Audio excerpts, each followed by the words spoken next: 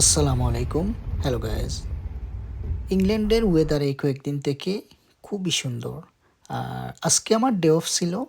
তো এই সুযোগে চিন্তা করলাম যে একটু বাইরে গিয়ে ঘুরে আসি বন্ধুদের সাথে নিয়ে।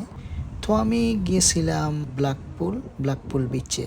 তো ইংল্যান্ডে যারা আছেন সবাই চিনেন ব্ল্যাকপুল বিচ। তো আসলে খুবই ভালো লাগছে, একসাথে গেছি, অনেক এনজয় করছি। তো সাথে থাকুন ভিডিও শেষ পর্যন্ত, আশা করি দেখলে আপনাদেরও ভালো লাগবে।